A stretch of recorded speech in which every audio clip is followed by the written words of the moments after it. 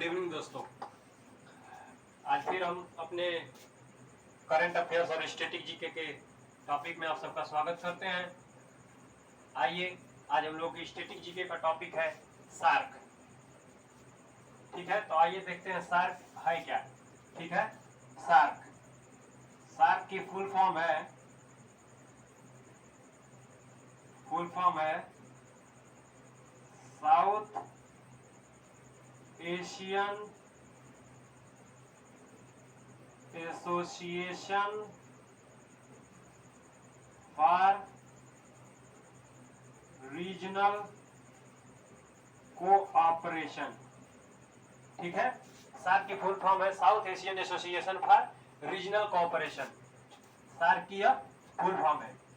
ठीक है, इस्टेब्लिश्ड कब हुआ था? इस्टेब्लिश्ड हुआ था 1985 में। कब इस्टेब्लिश हुआ था? 1985 में।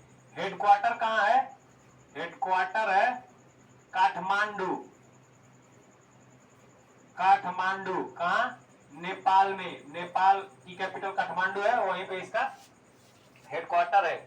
इस्टेब्लिश हुआ था 1985 में। टोटल कितने कंट्री है इसमें? टोटल कंट्री है 8। कितने कंट्री है इसमें? टोटल 8 कंट्री है। सार्क में टोटल कितने कंट्री है? 8 कंट्री है। ठीक है, देखिए इंडिया के मैप से हम लोग याद करेंगे, आसानी से याद हो जाएगा और कभी भूलेंगे नहीं। देखिए ये इंडिया का मैप है, ये नीचे से बस नीचे वाला बना रहा हूं, ऊपर का तो ऐसे चला जाएगा। ये नीचे का है, यहाँ पे श्रीलंका है और श्रीलंका के ठीक इधर यहाँ पे मालदीव है। ठीक है, तो पहला कंट्री हम लोगों की मालदीव, दूसरा श्रीलंका, तीसरा इंडिया, यहाँ पर पाकिस्तान, यहाँ पर अफगानिस्तान। ठीक है, फिर इधर क्या हुआ? नेपाल, फिर इधर भूटान, फिर इधर बांग्लादेश। ठीक है, टोटल 8 कंट्री हो गए। ठीक है, कैसे याद करेंगे? इंडिया के नीचे से, इंडिया के ठीक नीचे श्रीलंका है और उसके ठीक साउथ में क्या है? मालदीव है। पहली कंट्री ये रही मालदीव, ये वाली श्रीलंका, ये अपना भारत, भारत के बगल में ऊपर की तरफ पाकिस्तान, पाकिस्तान से थोड़ा सा ऊपर अफगानिस्तान। ठीक है, बगल में सटा हुआ। फिर उसके बाद इधर नेपाल, नेपाल के बगल में भूटान, भूटान के ठीक नीचे क्या पड़ रहा है? बांग्लादेश। ठीक है, ऐसे याद करेंगे। टोटल 8 कंट्री हो गए। कितने? 8 कंट्री।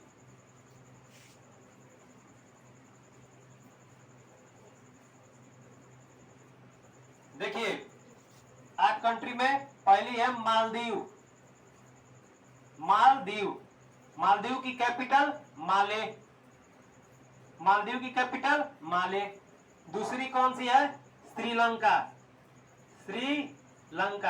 श्रीलंका की कैपिटल श्री जयवर्धनेपुरम। श्री जयवर्धनेपुरम कोट्टे, या जयवर्धनेपुरे, या फिर जयवर्धनेपुरम कोट्टे। ठीक है, या फिर जयवर्धनेपुरम। श्रीलंका की कैपिटल श्री जयवर्धनेपुरे कोट्टे या कोट्टम। देख लीजिए, श्री जयवर्धनेपुरे कोट्टे या कोट्टम। तीसरा भारत की कैपिटल नई दिल्ली। ठीक है, चौथा क्या है? पाकिस्तान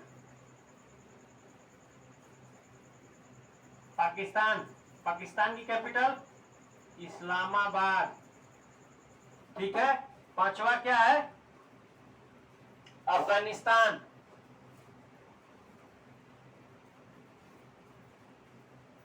अफगानिस्तान की कैपिटल काबुल। छठा नेपाल की कैपिटल काठमांडू। ठीक है, नेपाल की कैपिटल क्या है? काठमांडू। ठीक है, ये ऊपर देख लीजिए, सार्क है South Asian Association for Regional cooperation, establish 1985 में हुआ था। टोटल 8 कंट्री है। हेडक्वार्टर कहाँ है? काठमांडू, नेपाल में। अब मिटा दे रहा हूं, ऊपर लिखना है अभी।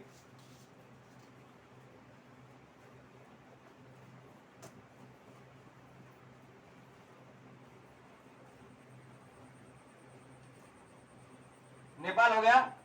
नेपाल के नीचे क्या है,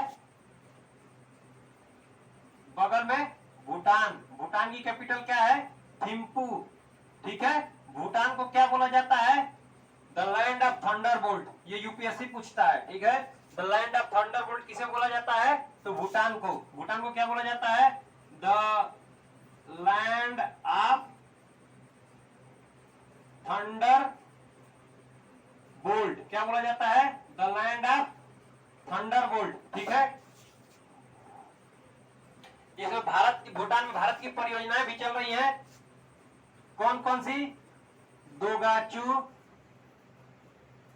परियोजना, दूसरा चोखा परियोजना। दो परियोजना भारत की चल रही है।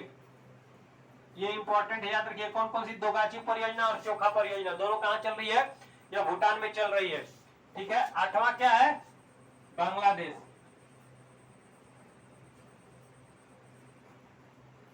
बांग्लादेश की कैपिटल ढाका। ठीक है, बांग्लादेश में जो इंपॉर्टेंट पोर्ट है उसका क्या नाम है, चटगांव पोर्ट। चटगांव पोर्ट कहां है, बांग्लादेश में ही। ठीक है, याद रखिएगा, चटगांव पोर्ट कहां है, बांग्लादेश में ही है। यहां से इसका 70%, 70% व्यापार इसका यहीं से होता है, चटगांव पोर्ट से। ठीक है, देख लीजिए सार्क क्या होता है। सार्क होता है South Asian Association for Regional cooperation. इसकी स्थापना कब हुई थी, 1985 में इसकी स्थापना हुई थी। इसका हेडक्वार्टर कहाँ है, नेपाल, काठमांडू में इसका हेडक्वार्टर है। कहाँ इसका हेडक्वार्टर है, नेपाल के काठमांडू में इसका हेडक्वार्टर है। ठीक है, नेपाल के काठमांडू में इसका क्या है, नेपाल के काठमांडू में इसका हेडक्वार्टर है। किसका नेपाल के काठमांडू में हेडक्वार्टर है, सार्क का। टोटल कंट्री कितने हैं, 8। नीचे से शुरू करेंगे, जैसे भारत का मैप है तो भारत के साउथ में ठीक नीचे पड़ता है श्रीलंका, और श्रीलंका के ठीक नीचे देखेंगे तो मालदीव होगा। मालदीव के ऊपर श्रीलंका। तो ऐसे याद करेंगे, पहले मालदीव। ठीक है, ऐसे याद करेंगे। कैसे, देखिए ऐसे याद करेंगे कि सबसे नीचे है मालदीव, मालदीव के ऊपर है, मालदीव के ऊपर क्या है, श्रीलंका, श्रीलंका के ऊपर क्या है, इंडिया, इंडिया के जस्ट वेस्ट साइड, मतलब साउथ में समझिए, इंडिया के साउथ में क्या है, पाकिस्तान, पाकिस्तान के जस्ट ऊपर क्या है, अफगानिस्तान, अफगानिस्तान के इधर क्या है, ठीक है। फिर उसके बाद हम लोग आ जाएंगे इंडिया के साउथ साइड में दूसरी तरफ, तो उधर क्या है, नेपाल, नेपाल के बगल में क्या है, भूटान, भूटान के ठीक नीचे क्या है, बांग्लादेश। तो ऐसे याद करेंगे। ठीक है, याद हो जाएगा। मैप देखिए, मैप हम बाद में पढ़ाएंगे, पहले करंट अफेयर्स और स्टैटिक जीके का पार्ट आप लोग पहले पढ़िए, तो व्यूज तो आए, बढ़े तो, सब्सक्राइब्स तो बढ़े, तो हम आपको सभी बहुत अच्छी तरह से याद करवा देंगे, पूरे विश्व को, पूरी दुनिया को, आपको जबान पे याद होगा, कभी आप भूलेंगे नहीं। ठीक है, देखिए कैसे याद करेंगे आप। इंडिया, इंडिया के ठीक नीचे है श्रीलंका, श्रीलंका के ठीक नीचे है मालदीव, तो मालदीव से शुरू करेंगे। मालदीव पहली कंट्री हुई मालदीव, फिर उसके ठीक ऊपर क्या हुआ, श्रीलंका, उसके ठीक ऊपर हुआ इंडिया, इंडिया के ऊपर हुआ पाकिस्तान, ऊपर मतलब बगल से थोड़े से, पाकिस्तान के ऊपर हुआ अफगानिस्तान, फिर उसके बाद हुआ नेपाल, नेपाल के बाद हुआ भूटान, भूटान के ठीक नीचे हुआ बांग्लादेश। टोटल 8 कंट्री है। SAARC, South Asian Association for Regional Cooperation बोला जाता है। स्थापना 1985 में हुई थी। हेडक्वार्टर कहाँ है, हेडक्वार्टर काठमांडू में है, जहाँ नेपाल की राजधानी है। और एक बात याद रखिएगा कि इसमें बड़ा भाई कौन है, मतलब इसका हेड कौन है, मतलब पावरफुल देश कौन है इसमें, तो डेफिनेटली अपना इंडिया ही है। इंडिया इसमें बड़े भाई का रोल अदा करता है, इसमें सार्क में।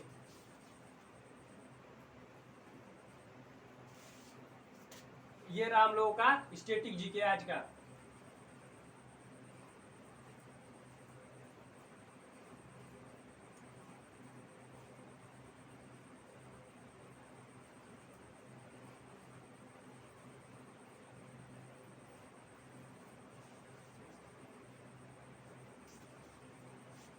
वीडियो चल रही है कि नहीं, वीडियो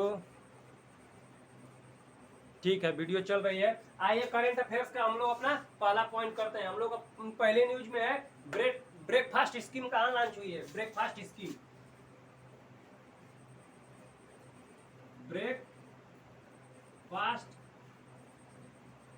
ब्रेकफास्ट स्कीम। ठीक है, ब्रेकफास्ट स्कीम लॉन्च हुई है। यह भारत का पहला स्टेट हुआ जिसने ब्रेकफास्ट स्कीम लॉन्च की है। फर्स्ट स्टेट हुआ जिसने ब्रेकफास्ट स्कीम लॉन्च की है। फर्स्ट स्टेट कौन सा? तमिलनाडु। कौन है? तमिलनाडु। तमिलनाडु फर्स्ट स्टेट हुआ है जिसने ब्रेकफास्ट स्कीम लॉन्च की है। अच्छा, ब्रेकफास्ट स्कीम में क्या होता है? जैसे मिड डे मील योजना, मिड डे मील योजना होता है कि बच्चों को सरकारी स्कूल में मतलब पढ़ने के लिए वहां पे बुलाया जाता है और पोषण दिया जाता है, ठीक है, खाना भोजन। उसी तरह से ब्रेकफास्ट स्कीम लॉन्च किया गया कि अधिक से अधिक बच्चे आए और ज्वाइन करें। लेकिन पूछेगा कि कितने कितने क्लास तक के बच्चों को? तो प्राइमरी स्कूल तक के बच्चों को। प्राइमरी स्कूल मतलब 1 to 5 क्लास। ये याद रखिएगा, कहाँ तक? 1 to 5 क्लास तक के बच्चों को किसमें आना है? ब्रेकफास्ट स्कीम के तहत दिया जाएगा। तमिलनाडु में ब्रेकफास्ट दिया जाएगा। पूछेगा कि मिड डे मील जो योजना है वो सर्वप्रथम लागू करने वाला स्टेट कौन था? तमिलनाडु। मिड डे मील योजना सर्वप्रथम लागू करने वाला कौन स्टेट था? तमिलनाडु। तमिलनाडु के सीएम क्या है? सीएम कौन है? सीएम एम.के. स्टालिन। एम.के. स्टालिन जी यहाँ के सीएम है। कौन? तमिलनाडु के सीएम कौन है? एम.के. स्टालिन जी। तमिलनाडु में ही डुगोंग फिश संरक्षण है। तमिलनाडु में ही डुगोंग फिश संरक्षण है। डुगोंग फिश संरक्षण, डुगोंग फिश कंजर्वेशन है। Dugong fish conservation. परंतु यूपीएससी क्या पूछता है? यूपीएससी पूछता है कि ये जो डुगोंग फिश है वो किस कैटेगरी में आता है? तो ये याद रखिएगा, यह काऊ कैटेगरी में आता है। डुगोंग फिश किस कैटेगरी का काऊ है? तो काऊ की तरह दिखने वाली होती है। तो याद रखिए, ये इंपॉर्टेंट है। यह किस कैटेगरी से रिलेटेड है? काऊ कैटेगरी से डुगोंग फिश रिलेटेड है। तमिलनाडु में ब्रेकफास्ट स्कीम कहाँ लॉन्च हुआ है भाई साहब? तमिलनाडु में लॉन्च हुआ है। इसमें क्या होता है कि प्राइमरी स्कूल जो है, प्राइमरी स्कूल में 1 to 5 क्लास लड़के को सुबह ब्रेकफास्ट दिया जाएगा, ठीक है। और मिड डे मील जो डिनर होता है दोपहर का वो तो दिया ही जाएगा। उससे पहले प्राइमरी स्कूल के ब्रेकफास्ट दिया जाएगा। इसके सीएम कौन है? एम.के. स्टालिन जी है। डुगोंग फिश संरक्षण, ठीक है। डुगोंग फिश संरक्षण यहीं पर कहाँ है? तमिलनाडु में है। और फिर एक बात और याद रखिएगा तमिलनाडु से रिलेटेड, तमिलनाडु जो है ना वो NEP 2020, NEP मतलब नेशनल एजुकेशन पॉलिसी, जो 2020 में आई थी। नेशनल एजुकेशन पॉलिसी कब आई थी? 2020 में। NEP नेशनल एजुकेशन पॉलिसी 2020 में आई थी। इसने लागू करने से मना कर दिया। अर्थात नेशनल एजुकेशन पॉलिसी 2020 में जो आई थी उसको मना करने वाला तमिलनाडु पहला स्टेट है। नेशनल एजुकेशन पॉलिसी को मना करने वाला तमिलनाडु क्या है? पहला स्टेट है। क्या? National education policy. अगर आपसे पूछे कि नेशनल एजुकेशन पॉलिसी को किस रिपोर्ट के तहत लाया गया था, अर्थात उसके हेड कौन थे, तो कस्तूरी रंजन की रिपोर्ट थी। याद रखिएगा, नेशनल एजुकेशन पॉलिसी में हेड थे कस्तूरी रंजन। कस्तूरी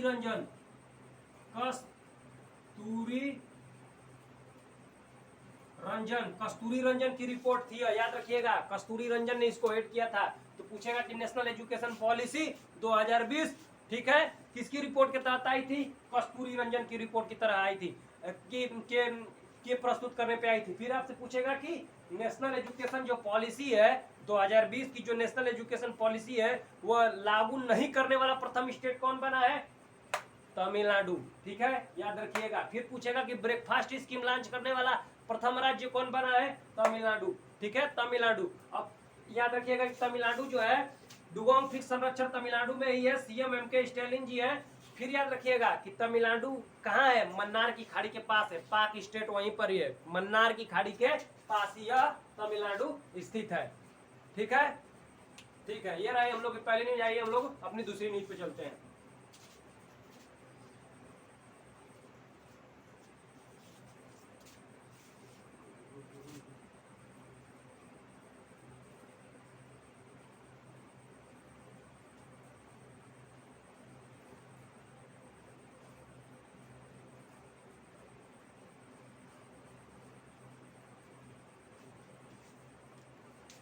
MP स्टार्टअप पॉलिसी,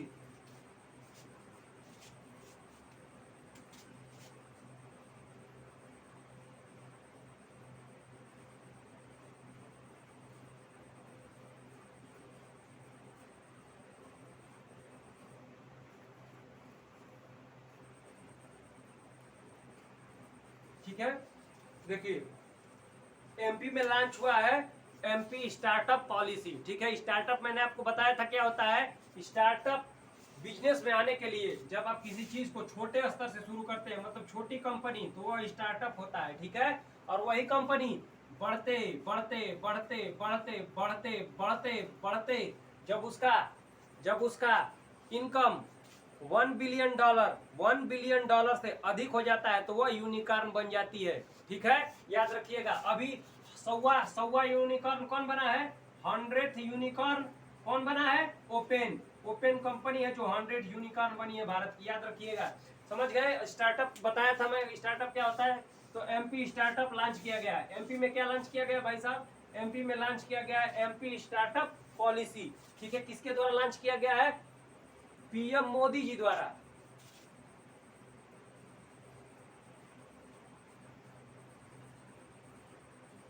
ठीक है, किसने लॉन्च किया है एमपी स्टार्टअप पॉलिसी? तो एमपी स्टार्टअप पॉलिसी लॉन्च किया गया है पीएम मोदी द्वारा। ठीक है, याद रखिएगा कि एमपी स्टार्टअप पॉलिसी किसने लॉन्च की है? तो MP startup policy PM Narendra Damodar Das Modi ji ने लॉन्च की है।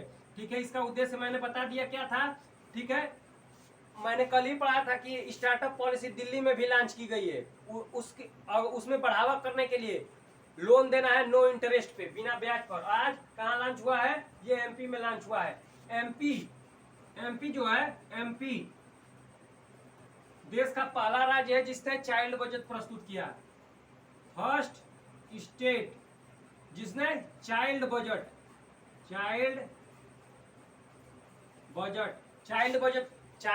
बजट देने वाला प्रथम स्टेट यही है, एमपी। एमपी की कैपिटल है भोपाल। सीएम है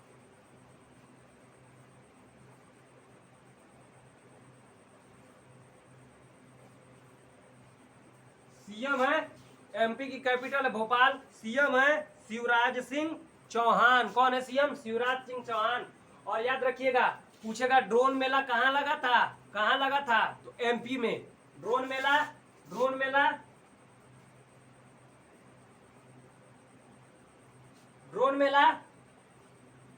एमपी में कहा? ग्वालियर। एमपी के ग्वालियर में ड्रोन मेला लगा था। कहाँ लगा था? एमपी के ग्वालियर में ड्रोन मेला लगा था।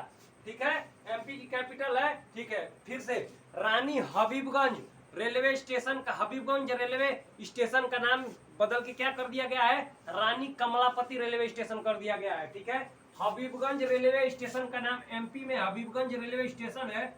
हबीबगंज रेलवे स्टेशन का हबीबगंज रेलवे स्टेशन का नाम चेंज करके क्या रखा गया है?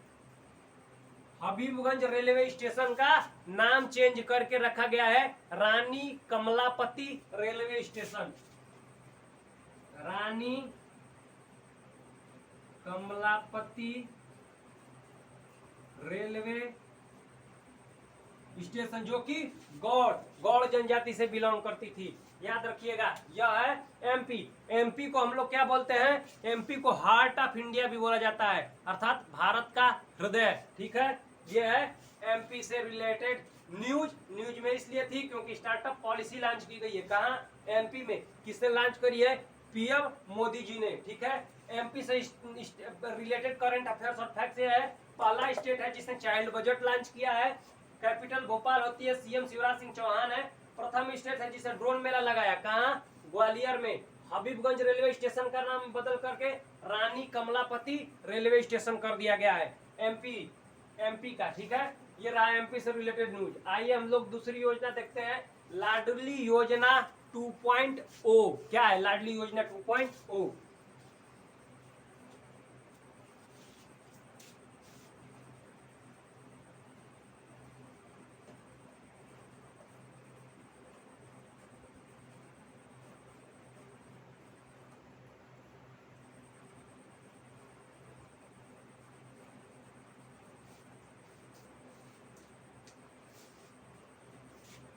अगली न्यूज है लाडली योजना 2.0।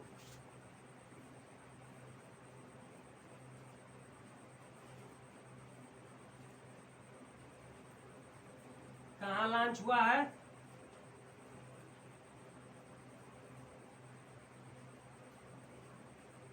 एमपी में, मध्य प्रदेश में लाडली योजना 2.0 लॉन्च हुआ है। पर्पज क्या है? पर्पज ये है कि लड़कियों को हायर एजुकेशन देना, मतलब एजुकेशन के लिए प्रोत्साहित करना। इसके लिए पर्पज है लड़कियों को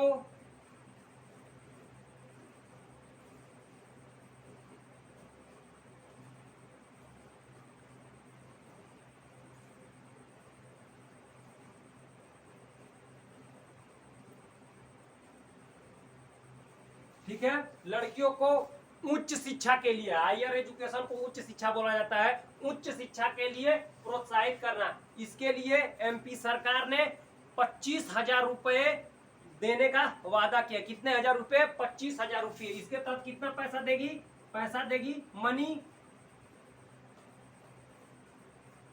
25,000 आरएस। कितना? 25,000 रुपए देगी। कितना मनी देगी? 25,000 आरएस देगी, लेकिन वह 2 किस्तों में देगी। पहली किस्त जब आप 12th पास करेंगे, जब आप 12वीं कक्षा पास करेंगे, तब मिलेगी आपको 12,500। 12th class pass 12,500।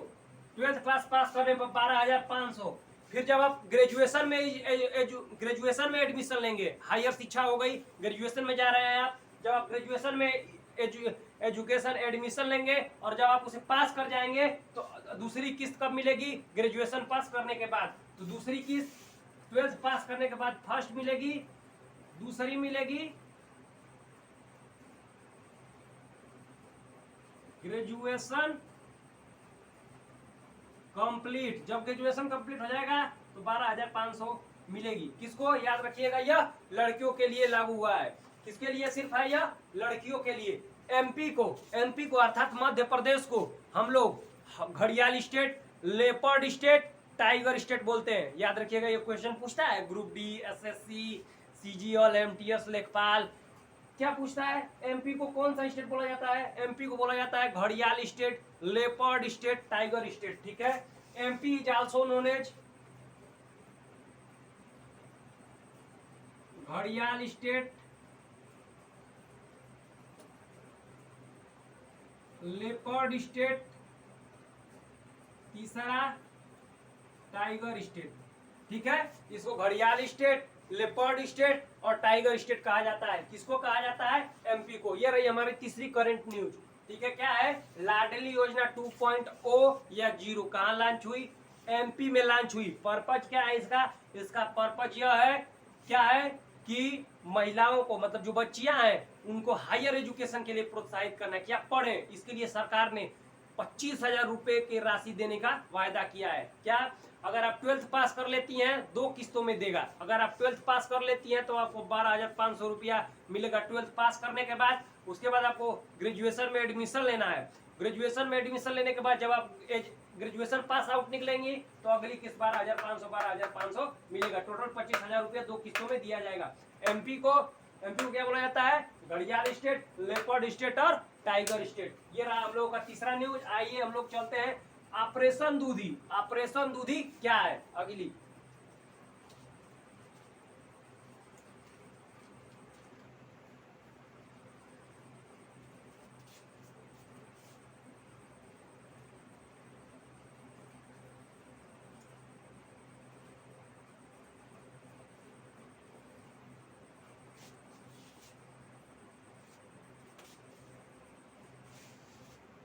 ऑपरेशन दूधी।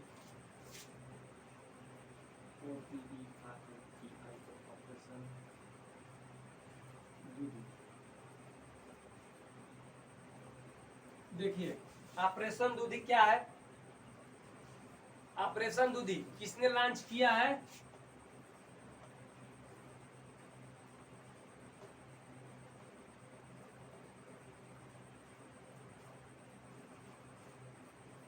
किसके द्वारा लॉन्च किया गया है ऑपरेशन दूधी? आसाम राइफल्स के द्वारा लॉन्च किया गया है। किसके द्वारा लॉन्च किया गया है? किसके द्वारा लॉन्च किया गया है? यह आसाम राइफल के द्वारा लॉन्च किया गया। क्या? ऑपरेशन दूधी। ठीक है, देखिए, आसाम राइफल्स जो होता है, क्या वो सिर्फ आसाम में कार्य करता है? जी नहीं, वो हर जगह कार्य करता है। यह एक सीएपीएफ के अंदर कार्य करने वाली संस्था है। ठीक है, आसाम राइफल्स के अंतर्गत ये आसाम राइफल्स ने लॉन्च किया है। ठीक है, आसाम राइफल्स ने कहाँ लॉन्च किया था इसको सर्वप्रथम? 1991 में। कहाँ? जम्मू कश्मीर में, जम्मू और कश्मीर में आसाम राइफल्स द्वारा लॉन्च किया गया था। पूछेगा कि आसाम राइफल इस्टेब्लिश्ड कब हुआ? 1835 में। कब हुआ? 1835 में इस्टेब्लिश्ड हुआ, लॉन्च हुआ आसाम राइफल द्वारा जम्मू कश्मीर में। सर्वप्रथम कब लॉन्च हुआ था? 1991 में जम्मू कश्मीर में ही लॉन्च हुआ था। इस समय भी आसाम राइफल्स द्वारा ऑपरेशन दूधी लॉन्च किया गया है। ठीक है, ये राम लोगों की चौथी न्यूज। आइए हम लोग पांचवी न्यूज की तरफ चलते हैं कि पुलित्जर अवार्ड 2022।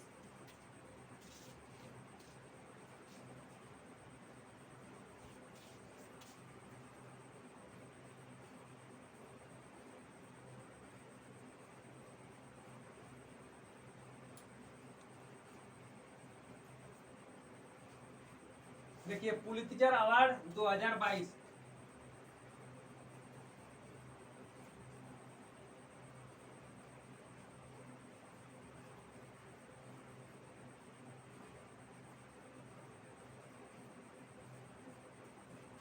अत्यंत ही महत्वपूर्ण क्वेश्चन है और मैं आपसे दावे से कहता हूं कि एग्जाम में होने वाले जो एग्जाम है इसमें जरूर ये क्वेश्चन आएगा कि पुलित्जर अवार्ड 2022 किसको मिला।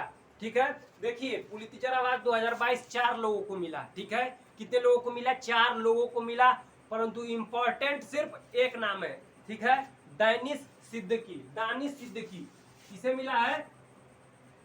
4 लोगों को।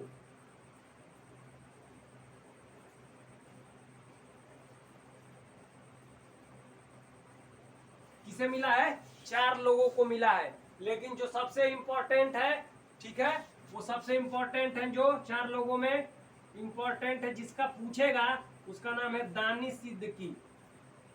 दानिश सिद्दीकी, दानिश सिद्दीकी को मिला है। किसको? दानिश सिद्दीकी। दानिश किसको? दानिश सिद्दीकी को मिला है। ठीक है, पुलित्जर अवार्ड 2022 4 लोगों को मिला है, लेकिन सबसे इंपॉर्टेंट नाम क्या है? दानिश सिद्दीकी। सबसे इंपॉर्टेंट नाम क्या है? दानिश सिद्दीकी। ठीक है, ये देखिए पुलित्जर अवार्ड पूछेगा कि किस फील्ड में दिया जाता है, तो टोटल 21 कैटेगरी में दिया जाता है।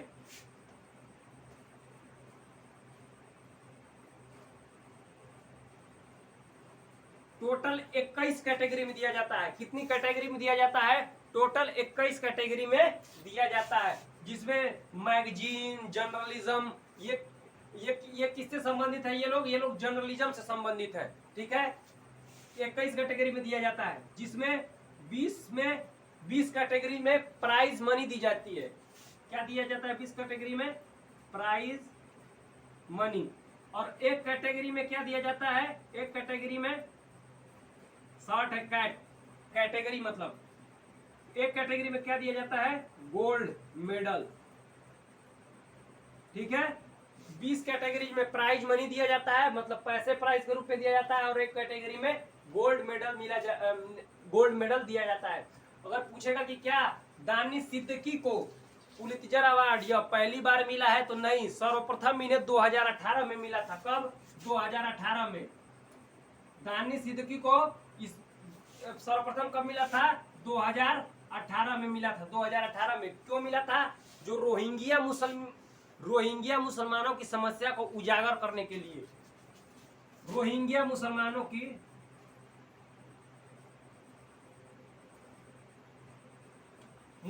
की समस्या को उजागर करने के लिए। परंतु यहाँ पर तो इंपॉर्टेंट क्वेश्चन आ गया। क्या आ गया इंपॉर्टेंट क्वेश्चन? कि रोहिंग्या जो समुदाय है वो कहाँ से रिलेटेड है? कहाँ की है? रोहिंग्या समुदाय है म्यांमार की।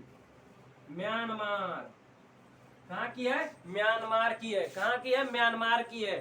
ठीक है, कहाँ की है? म्यांमार की है। परंतु पलायन करके इस समय कहाँ रह रहे हैं? बांग्लादेश में। इस समय कहाँ रह रहे हैं ये सब?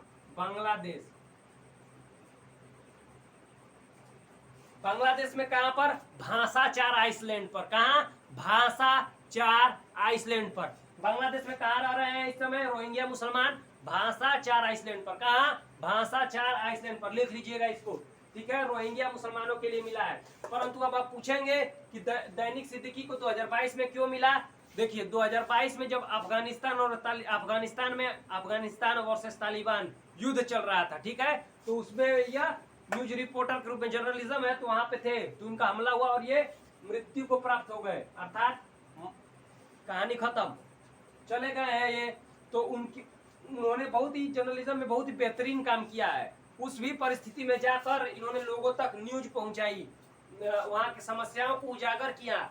दानिश सिद्दीकी ने समस्याओं को उजागर किया। कहाँ के? अफगानिस्तान वर्सेस तालिबान के बारे में।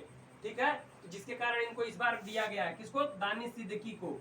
ठीक है, ये दूसरी बार मिला है। पहली बार 2018 में मिला था रोहिंग्या मुसलमानों की समस्याओं को उजागर करने के लिए। म्यांमार के समुदाय से भी, म्यांमार से यह रिलेटेड रोहिंग्या मुसलमान कहाँ से हैं? तो म्यांमार से पलायन करके कहाँ रह रहे हैं? बांग्लादेश के भाषा 4 आइसलैंड पर। याद रखिएगा, भूलिएगा नहीं, बांग्लादेश के भाषा 4 आइसलैंड पर लिख लीजिएगा इसको कहीं। ठीक है, तो ये रहे पुलित्जर अवार्ड। अगर 3 लोगों का नाम पूछेगा तो सना, ठीक है, अमित, जो सना है, सना सिद्दीकी है, फिर अमित है, अमित, और तीनों लोगों का नाम लिख दिए, सना, अमित, सना, दूसरा अमित, और तीसरा अदनान। ठीक है, ये 3 लोग हैं। ये नाम बिल्कुल भी इंपॉर्टेंट नहीं है, पूछेगा नहीं, पूछेगा यही दानिश सिद्दीकी वाला। सना, अमित और अदनान को मिला है, ये 3 लोग हैं। और ऐसे जो हैं, जो सबसे इंपॉर्टेंट है वो दानिश सिद्दीकी है। बता दिया 2022 में क्यों मिला था? अफगानिस्तान तालिबान वार में बेहतरीन काम करने के लिए जर्नलिज्म के क्षेत्र में। रोहिंग्या मुसलमान म्यांमार कम्युनिटी से, म्यांमार से रिलेटेड, कहाँ के हैं? म्यांमार के, पलायन करके बांग्लादेश में आए, कहाँ रह रहे हैं? भाषा 4 आइसलैंड पर। और यही यूपीएससी क्वेश्चन छापेगा, भाषा 4 आइसलैंड पर। ठीक है, अगली न्यूज पे आते हैं, टमाटर फ्लू।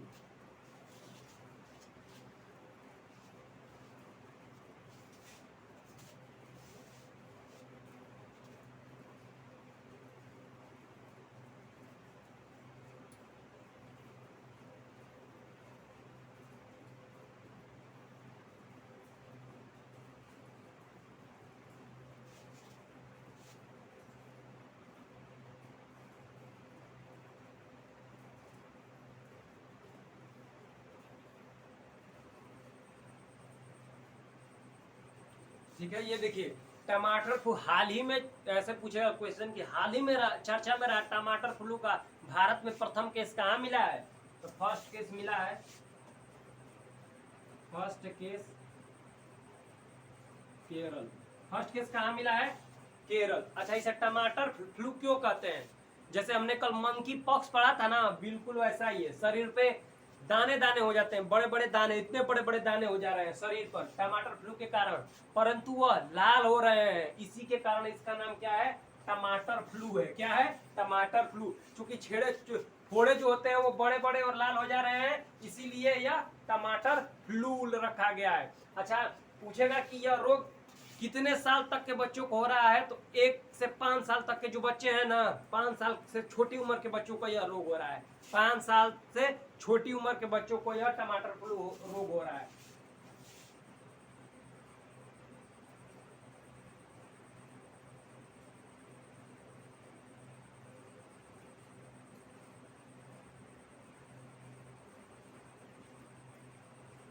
ये इंपॉर्टेंट है, 5 साल से 5 ईयर्स से कम साल के बच्चों को यह रोग हो रहा है। क्या? टमाटर फ्लू। पहला केस कहाँ मिला है? केरल में। केरल की कैपिटल बताइए? तिरुवनंतपुरम। वेस्टर्न घाट पे ये मिलता है, केरल सबसे नीचे। देखिए वेस्टर्न घाट में ऐसे आएंगे, समुद्री सीमा 6100 किलोमीटर हम लोग शेयर करते हैं। ठीक है, पहले गुजरात, ठीक है, गुजरात भी सीमा शेयर करता है। फिर आता है महाराष्ट्र, गोवा, राजस्थान। ठीक है, महाराष्ट्र, गोवा, कर्नाटका, गुजरात, राजस्थान, महाराष्ट्र, गोवा, कर्नाटका, केरल। ठीक है, 2 2 4 2 6, तमिलनाडु, आंध्रा, उड़ीसा, पश्चिम बंगाल। तो ये अपना राजस्थान नहीं है, मतलब राजस्थान सीमा शेयर नहीं करता है। 6100 किलोमीटर की हम सीमा साझा करते हैं समुद्र से, 6100 किलोमीटर की सीमा साझा करते हैं समुद्र से।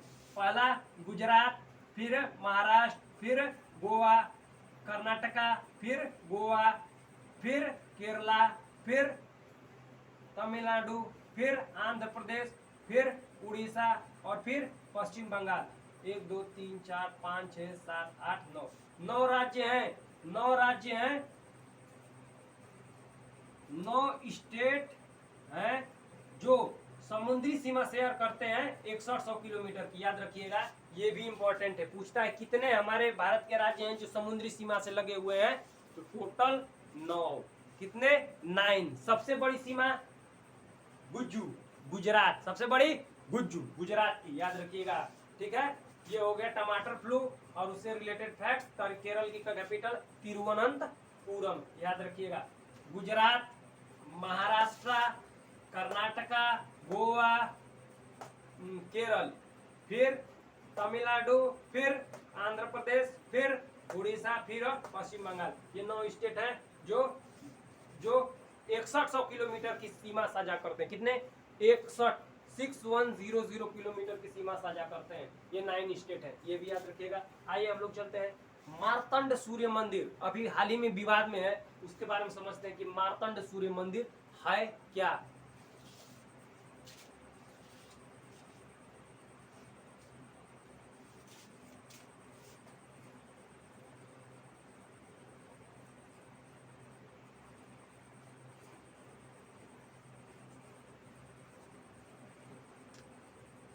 देखिए, पूछा गया कि मार्तंड सूर्य मंदिर, मार्तंड सूर्य मंदिर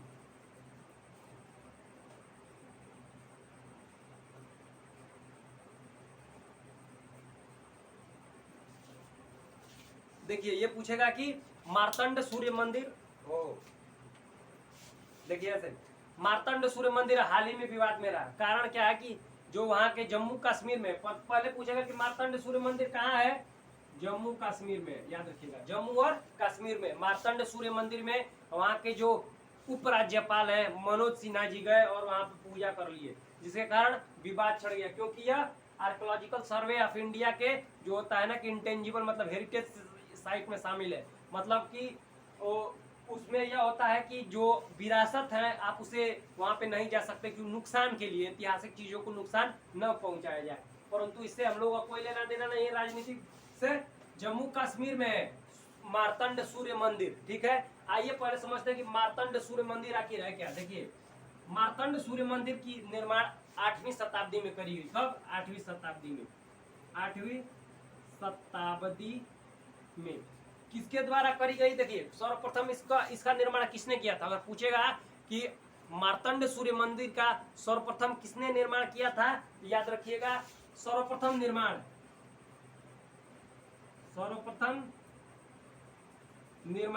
ठीक है, रामदेव ने किया था। राजा रामदेव ने किया था। किस वंश से थे? पांडव वंश से। किस वंश से थे? पांडव वंश से। राजा रामदेव प्रथम ने किया था। किस वंश से थे? किस वंश से थे भाई साहब? ये किस वंश से थे? पांडव वंश से थे। अगर पूछेगा आपसे कि जो मार्तंड सूर्य मंदिर है, ठीक है, उसको ढहा कौन? देखिए, मार्तंड सूर्य मंदिर को राजा रामदेव पांडव वंश के थे, उन्होंने निर्माण कराया था। फिर उसके बाद बौद्ध धर्म आया। ठीक है, बौद्ध धर्म आया तो जम्मू कश्मीर से रिलेटेड है, तो जम्मू कश्मीर समझिए। जब बौद्ध धर्म आया तो उसने अपना विकास किया। तो बौद्ध धर्म मूर्ति पूजा का खंडन करता है, ठीक है, कि मूर्ति पूजा नहीं होनी चाहिए। परंतु आगे चलकर यही प्रपंच होने लगे, तो उसके बाद आदि शंकराचार्य गए वहां पे, कहा? जम्मू और कश्मीर में, और उन्होंने हिंदू धर्म को प्रमोट किया। ठीक है, हिंदू धर्म को प्रमोट किया। तो उसके बाद, ठीक है, उसके बाद जब राजा रामदेव ने उसका निर्माण करवाया, बहुत बड़ा 8वीं शताब्दी में भव्य निर्माण हुआ। तो सिकंदर शाह, इस्लामिक 8वीं शताब्दी में इसी इस्लाम का जन्म होता है, 8वीं 7वीं शताब्दी के बीच में। ठीक है, तो क्या होता है कि जब 8वीं शताब्दी में राजा रामदेव ने उसका निर्माण करवाया, तो सिकंदर शाह आक्रमण करता है। कौन? सिकंदर शाह इसको तोड़ फोड़ देता है। क्या करता है? तोड़ फोड़ देता है। तोड़ा फोड़ा कौन जाता है? सिकंदर शाह द्वारा।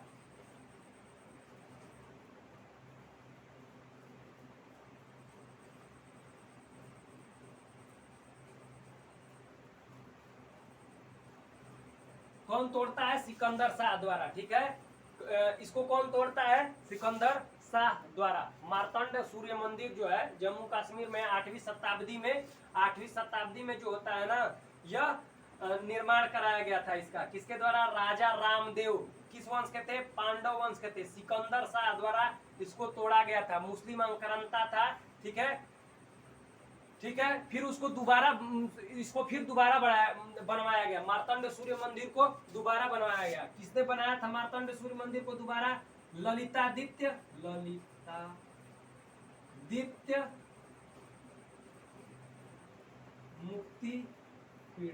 मुक्तिपीड़ा ललितादित्य मुक्तिपीड़ा ने इसको दोबारा बनवाया था, ठीक है। जो इस समय है टूटा फूटा जीर्ण शीर्ण अवस्था में सिकंदर शाह के कारण, परंतु इसका छोटी मोटी जो पुनः बनवाने का काम, जो थोड़ा मोड़ा जीर्णोद्धार करवाया था, किसने करवाया था? ललितादित्य मुक्तिपीड़ा ने। किसने? ललितादित्य मुक्तिपीड़ा ने। किस वंश के थे? कारकोटा वंश का था। ये कौन किस वंश के थे? कारकोटा वंश के। कारकोटा वंश। यह किस वंश के थे भाई साहब? यह कारकोटा वंश के थे। मार्तंड सूर्य मंदिर कहाँ है भाई साहब? जम्मू कश्मीर में 8वीं शताब्दी में इसका निर्माण कराया गया था। किसके द्वारा? राजा रामदेव, पांडव वंश के थे, उनके द्वारा। सर्वप्रथम निर्माण किसने करवाया? राजा रामदेव, पांडव वंश के थे। इसको तोड़ा फोड़ा किसने? सिकंदर शाह ने इसको तोड़ा था, ठीक है। दोबारा निर्माण किसने करवाया? ललितादित्य मुक्तिपीड़ा ने। किस वंश का था? कारकोटा वंश का था, ठीक है, ठीक है, कारकोटा वंश का था। टोटल सूर्य मंदिर भारत में कितने हैं इस समय? टोटल सूर्य मंदिर भारत में कितने हैं इस समय? तो टोटल 4 सूर्य मंदिर है।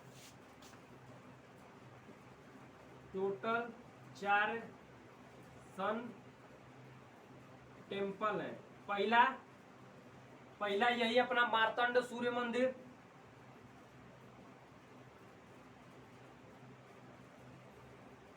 दूसरा, ठीक है, कोणार्क का सूर्य मंदिर, उड़ीसा में है। कोणार्क का सूर्य मंदिर।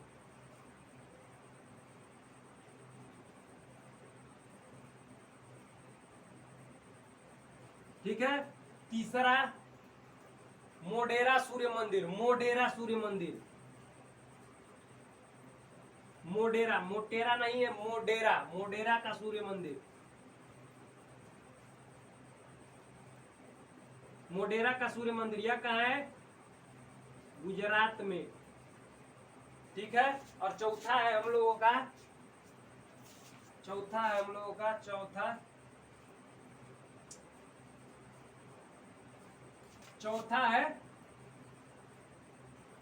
चौथा क्या है? पहला मार्तंड सूर्य मंदिर, दूसरा कोणार्क का सूर्य मंदिर, तीसरा मोढेरा का सूर्य मंदिर, और चौथा है झलरी पाटन का सूर्य मंदिर। झलरी पाटन का सूर्य मंदिर। यह कहाँ है? राजस्थान में, ठीक है। 4 सूर्य मंदिर है टोटल इस समय। कितने सूर्य मंदिर है इस समय? 4 सूर्य मंदिर है। टोटल कितने सूर्य मंदिर है इस समय? बताइए, टोटल कितने सूर्य मंदिर है इस समय? टोटल सूर्य मंदिर इस समय 4 है। पहला मार्तंड सूर्य मंदिर, दूसरा कोणार्क का सूर्य मंदिर। यह जम्मू कश्मीर में है, पढ़ाया ही हूँ। यह उड़ीसा में है, ठीक है, यह उड़ीसा में है। मोढेरा का सूर्य मंदिर गुजरात में है, और झलरी पाटन का सूर्य मंदिर कहाँ है? राजस्थान में है। मार्तंड सूर्य मंदिर बताया सुर्खियों में क्यों थी? सुर्खियों से इसलिए थी, मनोज सिन्हा जी गए थे, जम्मू कश्मीर के लेफ्टिनेंट गवर्नर है, उपराज्यपाल है, याद रखिएगा, आपसे पूछेगा जम्मू कश्मीर, ठीक है, जम्मू कश्मीर। फिर पूछेगा कि जम्मू कश्मीर में हम लोग का इसका इतिहास से मतलब है कि मार्तंड सूर्य मंदिर का इतिहास क्या है? तो 8वीं शताब्दी में इसका निर्माण राजा रामदेव जो पांडव वंश के थे उन्होंने करवाया था, ठीक है। दोबारा सिकंदर शाह आता है, फिर ललितादित्य मुक्तिपीड़ा ने उसका फिर उसका और एक आध जो है कि मंजिला बनवाई। फिर उसके बाद सिकंदर शाह आके सब ढा देता है। इस समय टूटी फूटी अवस्था में है, ठीक है, टूटी फूटी अवस्था में अभी भी जीवित है मार्तंड सूर्य मंदिर, ठीक है। सिकंदर शाह ने उसको गिराया था, मतलब नाश किया था, तोड़ा फोड़ा था। ठीक है। सर्वप्रथम राजा रामदेव पांडव वंश के थे, उन्होंने निर्माण करवाया। टोटल सन टेम्पल कितने हैं? मार्तंड सूर्य मंदिर 4 है जम्मू कश्मीर। कोणार्क का सूर्य मंदिर उड़ीसा में। कोणार्क का सूर्य मंदिर को ब्लैक पैगोडा बोला जाता है। कोणार्क के सूर्य मंदिर को ब्लैक पैगोडा बोला जाता है। मोढेरा का सूर्य मंदिर गुजरात में और जलदीपाटन का सूर्य मंदिर राजस्थान में। तो ये रहा मार्तंड सूर्य मंदिर का इतिहास। दोस्तों यही पूछेगा। इस समय जो हिस्ट्री पूछी जा रही है वो करंट से रिलेटेड पूछी जा रही है, ठीक है। मतलब जो करंट से रिलेट करके वो पूछी जा रही है। तो इस समय सुर्खियों में है। यह ज्यादातर यूपीएससी जैसे एनडीए, सीडीएस, आईएएस, पीसीएस एग्जामों में यह पूछा जाएगा। कब निर्माण किया गया था? 8वीं शताब्दी में निर्माण किया गया था। सर्वप्रथम निर्माण किसने कराया? राजा रामदेव ने। फिर दोबारा निर्माण किसने कराया? ललितादित्य मुक्तिपीड़ा ने। किस वंश का था? कारकोटा वंश का था। ये पांडव वंश के थे। नाश मतलब तोड़ा फोड़ा किसने इसका? सिकंदर शाह ने। टोटल कितने हैं? तो ये रहे मार्तंड सूर्य मंदिर, कोणार्क का सूर्य मंदिर, मोढेरा का सूर्य मंदिर, जलदीपाटन का सूर्य मंदिर। दोस्तों इससे बाहर और इससे अधिक इसमें कुछ भी नहीं पूछा जा सकता है, नथिंग। अगर पूछे कि मार्तंड सूर्य मंदिर का उपयोग इस समय किसी मूवी में किया गया है तो हैदर मूवी में इसका उपयोग किया गया है। बिस्मिल बिस्मिल एक गाना है, उसी में इसका उपयोग किया गया है।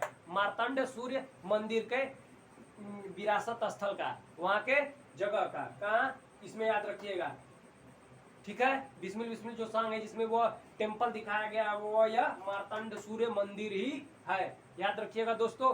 इससे ज्यादा नहीं पूछेगा।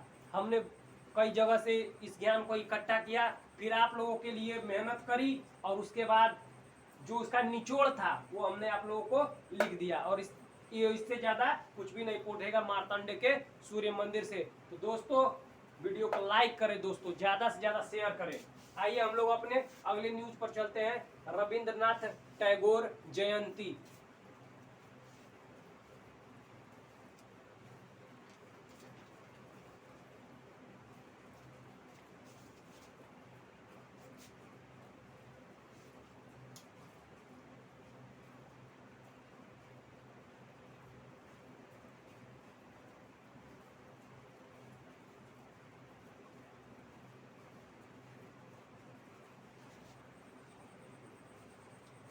देखिए अगली न्यूज है रविंद्रनाथ टैगोर जयंती।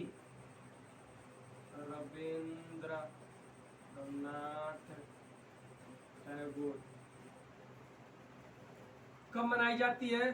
7 मई को, ठीक है। 7 मई को मनाई जाती है। इनका जन्म कब हुआ? जन्म हुआ 7 मई 1861। कब जन्म हुआ इनका? रविंद्रनाथ टैगोर का जन्म हुआ था 7 मई 1861 में। कहाँ? कोलकाता में। कहाँ? कोलकाता में इनका जन्म हुआ था, याद रखिएगा। 7 मई 1861 को। इनके उपनाम थे, अदर नेम थे, जिसे इनको अलग अलग नामों से भी जाना जाता है, ठीक है। कौन कौन से हैं? अदर नेम मतलब उपनाम, मतलब निक नेम, दूसरे नामों से भी इन्हें जाना जाता था। अदर नेम में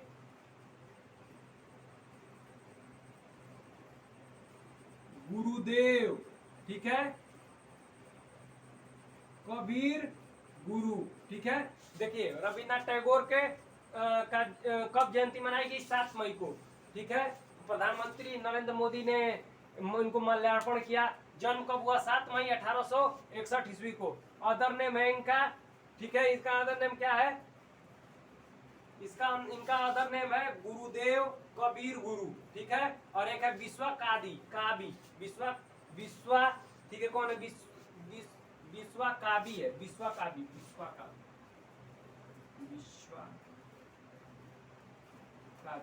ठीक है। अदर नेम है इनका विश्वा काबी। रविंद्रनाथ टैगोर, ठीक है। रविंद्रनाथ टैगोर की रचनाएं पूछेगा कि उनकी रचनाएं कौन सी हैं? रचनाएं जो कि इंपॉर्टेंट है, गीतांजलि है, ठीक है। गोरा, ठीक है। इनकी रचनाएं में गीतांजलि है, गोरा है, फिर एकला चलो रे, तमी एकला चलो रे। क्या? एकला चलो रे,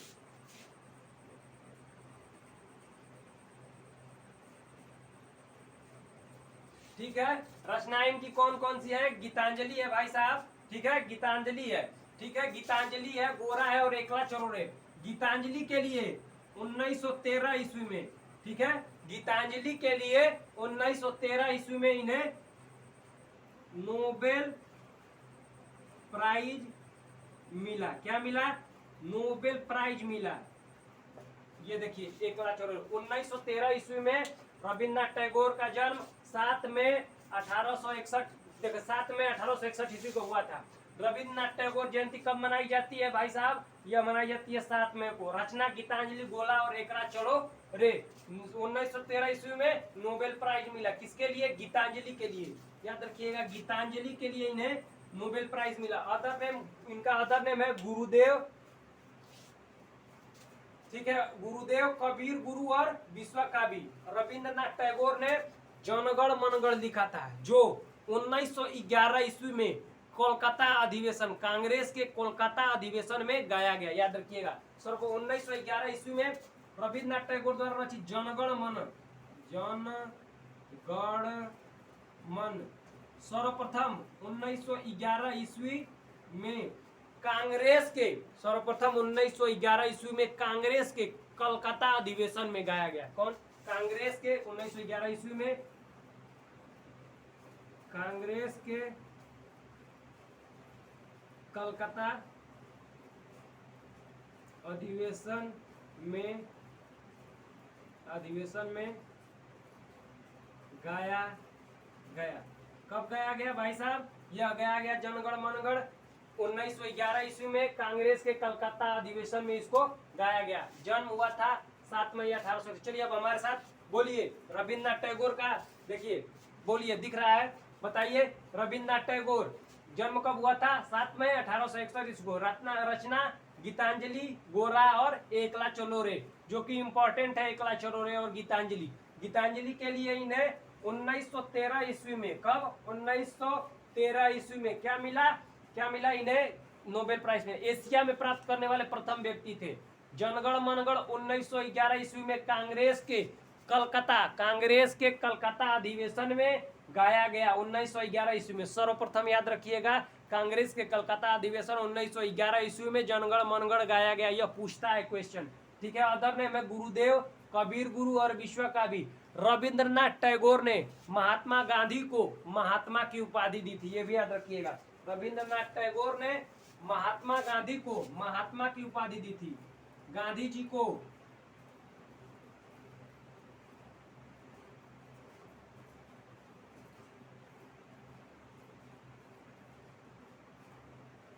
याद रखिएगा कि गांधी जी को महात्मा की उपाधि दी। ये रहे आज रविन्द्रनाथ टैगोर। सुर्खियों में थे तो हमने आपको यह पढ़ा दिया। अगली न्यूज है हरियाणा से रिलेटेड न्यूज।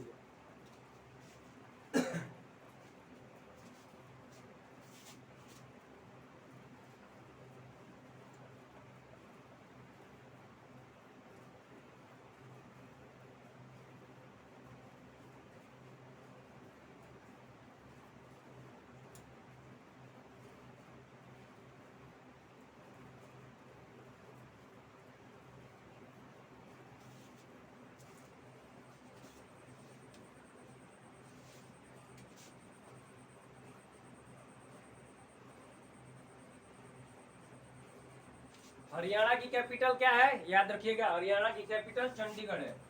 हाल ही में हरियाणा सुर्खियों में रहा है। सुर्खियों में रहा है हाल ही में हरियाणा जो है वह सुर्खियों में रहा है। क्यों? क्योंकि यहाँ पर हड़प्पा सभ्यता के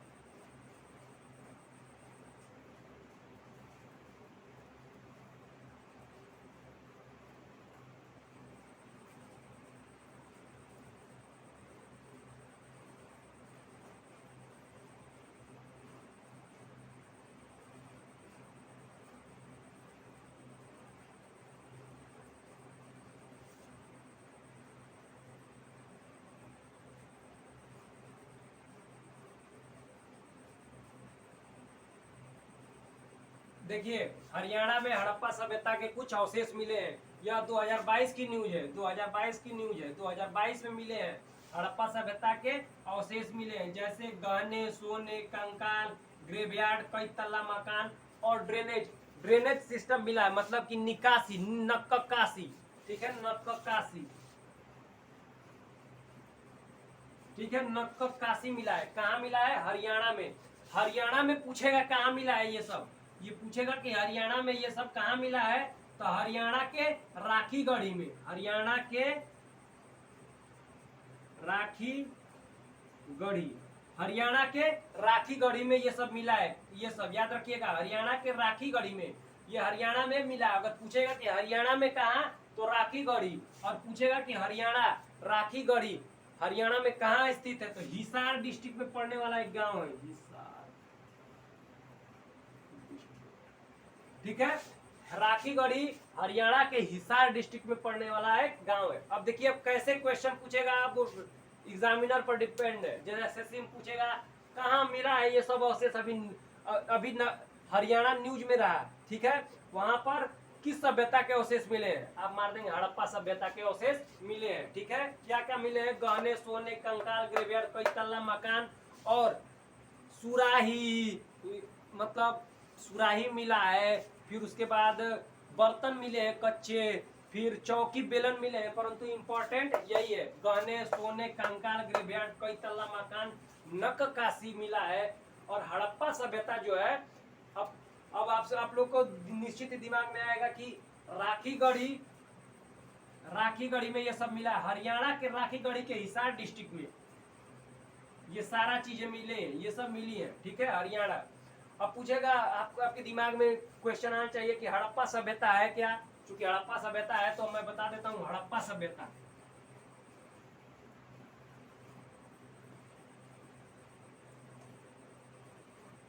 इसकी खोज, हड़प्पा सभ्यता की खोज 1921 ईस्वी में दयाराम साहनी ने करी। किसने? 1921 ईस्वी में दयाराम साहनी ने करी।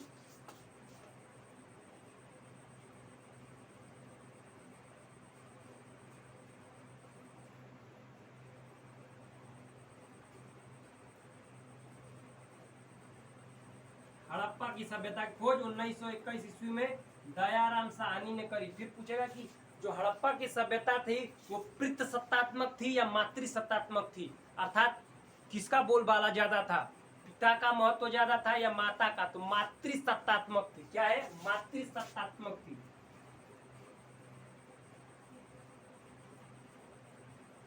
मातृसत्तात्मक थी हड़प्पा की सभ्यता, जो 1921 ईस्वी में एस्टेब्लिश हुए थे।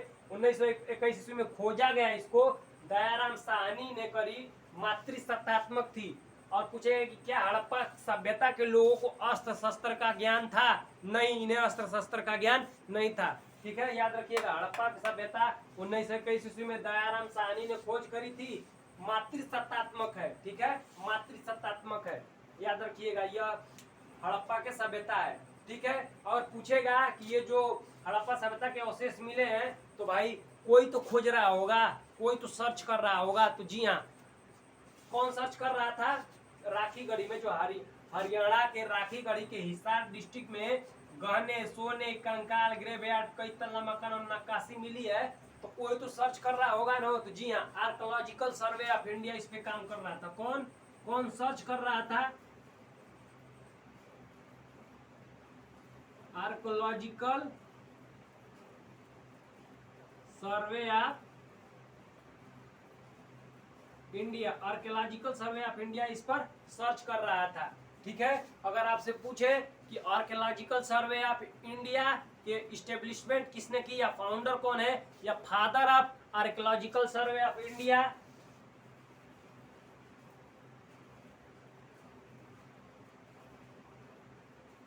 Father of archaeological survey of India Alexander Cunningham, ये पूछता है क्वेश्चन, एलेक्जेंडर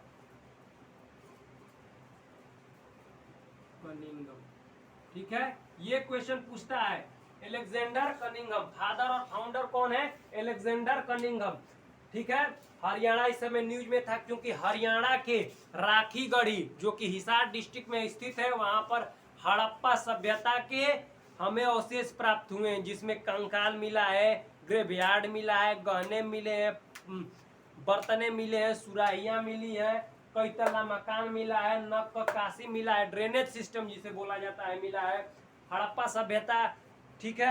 हड़प्पा सभ्यता की खोज किसने करी? 1921 ईस्वी में दयाराम साहनी ने करी। फिर पूछेगा क्या हड़प्पा सभ्यता मातृसत्तात्मक थी या पितृसत्तात्मक था? आप बोलेंगे यह मातृसत्तात्मक सभ्यता थी। ठीक है, हड़प्पा की सभ्यता। तो ये न्यूज में रहा, ये हरियाणा न्यूज में क्यों था हमने बता दिया। अब हम अपने अगले पॉइंट पर चलेंगे, यून सुक योल।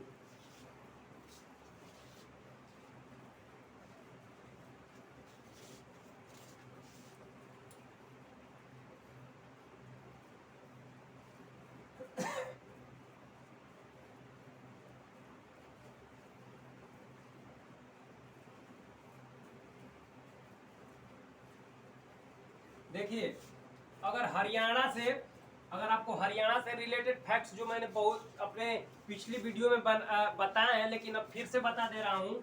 हरियाणा की कैपिटल चंडीगढ़ है। हरियाणा में एक जगह है कैथल। हरियाणा में एक जगह है कैथल, याद रखिएगा, अत्यंत ही महत्वपूर्ण क्वेश्चन है। हरियाणा में जगह है कैथल, जहां पर रजिया सुल्तान की मृत्यु हुई। रजिया सुल्तान,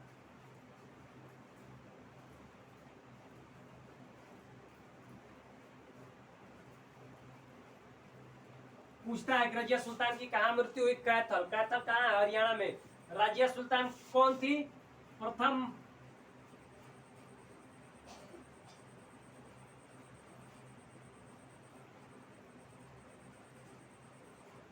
प्रथम मुस्लिम महिला शासिका थी। कौन? रजिया सुल्तान प्रथम मुस्लिम महिला शासिका थी।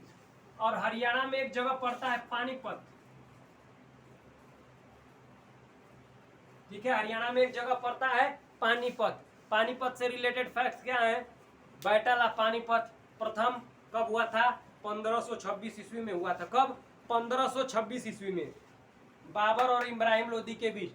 इसी युद्ध में सर्वप्रथम बाबर ने तोप खाने का प्रयोग किया था। मैं बार बार बोल रहा हूं, आपको ये ध्यान रखना है और रिलेट करके याद करते हुए चलना है। कब? 1556 ईस्वी में पानीपत का प्रथम युद्ध हुआ था बाबर और इब्राहिम लोदी के बीच। बाबर जीतता है। पानीपत का द्वितीय युद्ध 1556 ईस्वी में हुआ था। प्रथम युद्ध कब हुआ था पानीपत का? 1526 ईस्वी में प्रथम युद्ध हुआ था। पानीपत का द्वितीय युद्ध कब हुआ था? 1556 ईस्वी में, अकबर और राव हेमू के बीच। ठीक है, अकबर का नेतृत्व कौन कर रहा था? बैरम खां। अगर अकबर नहीं होगा तो बैरम खां ट्रिक करिएगा, क्योंकि बैरम खां जीता था, क्योंकि अकबर का सेनापति बैरम खां ही था। ठीक है, हरा कौन? Rao Hemu. Battle of third Panipat 1761 ईस्वी में हुआ था, मराठों और अहमदा शाह अब्दाली के बीच। कौन जीता? मराठे हारे और अहमदा शाह अब्दाली जीता था। अहमदा शाह अब्दाली कहाँ का था? अफगानिस्तान का था। अहमदा शाह अब्दाली किस वंश से था? दुर्रानी वंश से था। इसीलिए अहमदा शाह अब्दाली को दुर्रानी बोलते हैं, अर्थात अहमदा शाह अब्दाली को मोतियों में मोती भी बोला जाता है। ठीक है, मराठों की तरफ से 1761 ईस्वी में कौन लड़ा था? सदाशिवराव लड़े थे। ठीक है, बालाजी बाजीराव लड़े थे। सदाशिवराव, बालाजी बाजीराव, आप याद रखिएगा। ठीक है, इससे हरियाणा से रिलेटेड फैक्ट जो बोला हूं वो आप आराम से लिख लीजिए।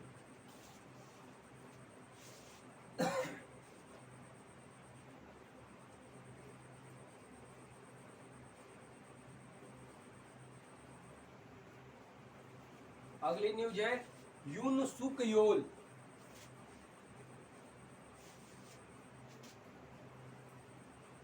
यून सुक योल,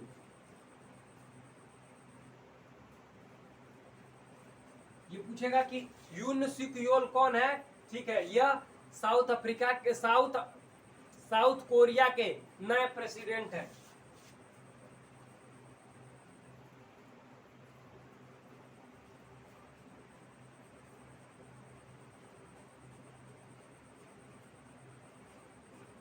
कौन है यह? यून सुक योल साउथ कोरिया के नए प्रेसिडेंट है। कोरियन पेनिनसुला में कौन सी दो कंट्री आती है? नॉर्थ कोरिया और साउथ कोरिया। कोरियन पेनिनसुला में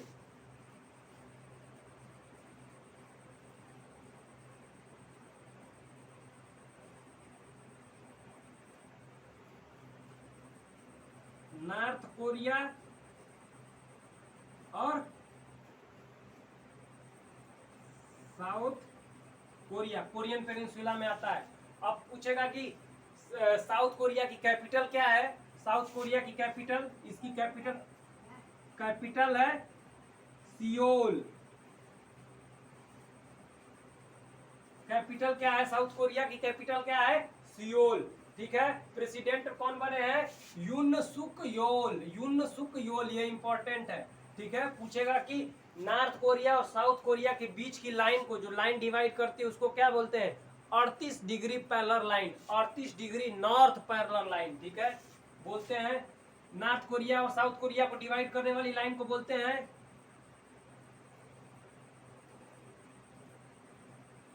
38 डिग्री नॉर्थ पैरेलल लाइन। क्या बोलते हैं? 38 degree north parallel line. 38 degree north parallel line, या इसे डीमिलिटराइज जोन भी बोला जाता है।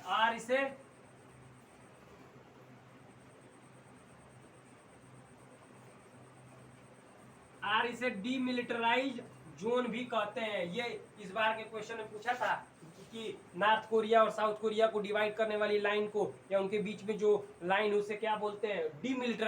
डीमिलिटराइज्ड जोन बोला जाता है। क्या? डीमिलिटराइज्ड जोन बोला जाता है। ये क्वेश्चन में नहीं दिया था, क्योंकि सबको पता है कि 38 डिग्री नॉर्थ पैरेलल लाइन द्वारा यह अलग होती है। ठीक है। आपको याद रहेगा ये। यून सुक योल साउथ कोरिया के नए प्रेसिडेंट बने हैं। कोरियन पेनिनसुला, नॉर्थ कोरिया और साउथ कोरिया दो कंट्री आते हैं। साउथ कोरिया की कैपिटल सियोल है। डिवाइडर लाइन क्या है? 38 डिग्री नॉर्थ पैरेलल लाइन। अगर 38 डिग्री नॉर्थ पैरेलल लाइन नहीं हुआ तो याद रखिएगा रहेगा 38 डिग्री पैरेलल लाइन, तो उसको ट्रिक कर दीजिएगा। ठीक है।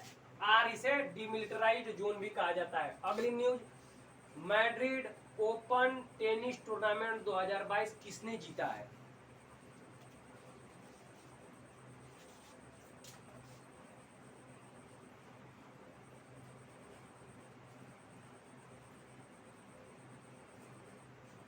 मैड्रिड ओपन टेनिस टूर्नामेंट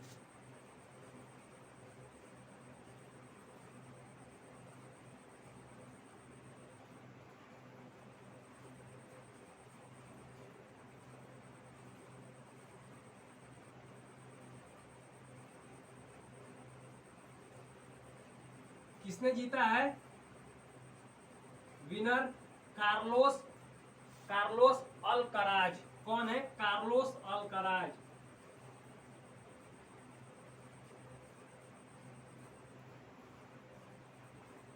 कौन है? Carlos Alcaraz. कुछ दिन पहले इन्होंने ही मियामी ओपन चैंपियनशिप जीती थी। कौन? कार्लोस अल्कराज इस 2022 में मियामी ओपन चैंपियनशिप जीती थी। मियामी चैंपियनशिप जीती। कुछ दिन पहले की बात, इन्होंने ही मियामी चैंपियनशिप जीती थी। इस समय क्या जीता है इन्होंने? मैड्रिड ओपन टेनिस टूर्नामेंट जीता है। किसने? कार्लोस अल्कराज ने। कार्लोस अल्कराज ने। क्या? किसने? कार्लोस अल्कराज ने। मैड्रिड ओपन टेनिस टूर्नामेंट 2022 के विनर है Carlos Alcaraz. Carlos Alcaraz Miami championship इन्होंने ही जीती थे। कहां से बिलोंग करते हैं? यह स्पेन के हैं। ठीक है। स्पेन के हैं। ठीक है। स्पेन के हैं। स्पेन की कैपिटल क्या है? मैड्रिड। स्पेन की कैपिटल क्या है? मैड्रिड। स्पेन की कैपिटल पूछे तो मैड्रिड। ठीक है। याद रखिएगा, स्पेन की कैपिटल क्या है? मैड्रिड। ये रहा हम लोगों का खेल से रिलेटेड न्यूज। खेल से अब अगली लास्ट और आखिरी न्यूज है कि त्रिशूर पूरम फेस्टिवल कहाँ सेलिब्रेट होता है? Thrissur Pooram festival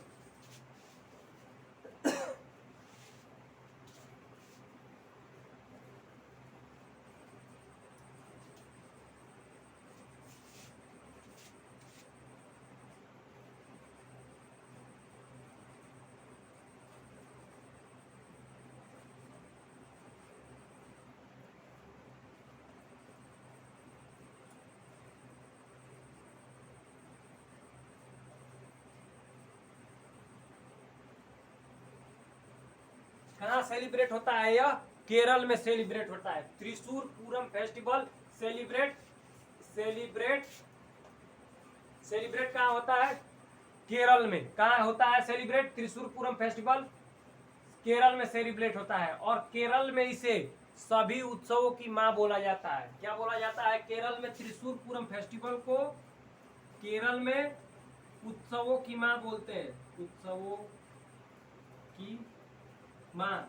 mother of all the festival is known as Thrissur Pooram festival. Mother of all festival is known as Thrissur Pooram festival. कहाँ मनाया जाता है? केरला में। दोस्तों ये हम लोग की आखिरी न्यूज थी। त्रिशूर पूरम फेस्टिवल कहाँ सेलिब्रेटेड होता है? केरल में। केरल की कैपिटल तिरुवनंतपुरम है।